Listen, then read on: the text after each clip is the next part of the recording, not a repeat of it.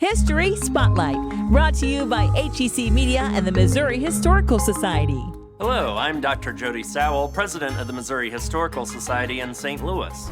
The song St. Louis Blues is synonymous with St. Louis, but composer W.C. Handy lived here for a very short time.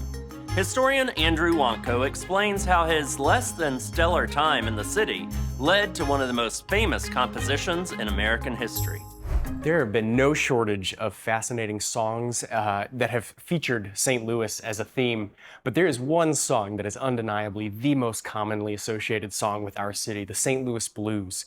The funny part of the story of the St. Louis Blues, though, is that it came from someone who spent just 6 months living in St. Louis and had an absolutely terrible time while he was here.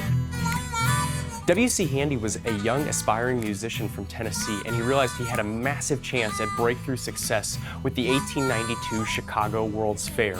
He set off on the road, but while he was gone, they made a surprise announcement. The fair wasn't quite ready yet, and it would have to be postponed a year. Finding himself alone on the road, he decided he would try his hand in St. Louis, a place where he heard there was ample opportunity for a young musician to make money. When he got here, within weeks, he remembers that he ended up penniless, shirtless, and sleeping on the riverfront beneath the Eads Bridge. He could not find a break-in to the nightlife and things that were going on here at the time. But it was while he was spending those freezing nights sleeping beneath the Eads Bridge that he had the experience that would later translate into the most famous composition of his lifetime and one of the most famous compositions of American history.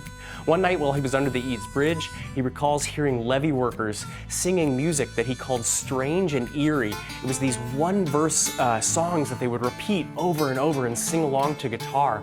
While he didn't have a word for what this music was, we would immediately recognize it as the blues today.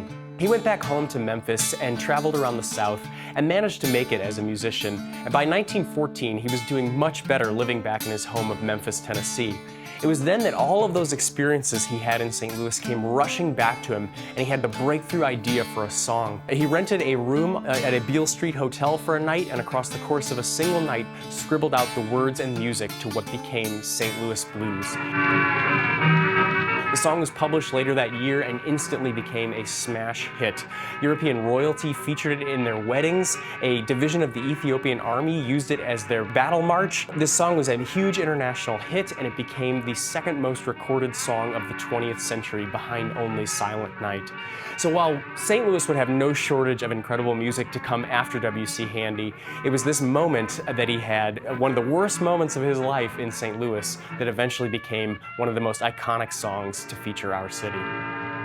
Next week on History Spotlight, the mother of the public kindergarten movement. To learn more about the Missouri Historical Society, visit mohistory.org.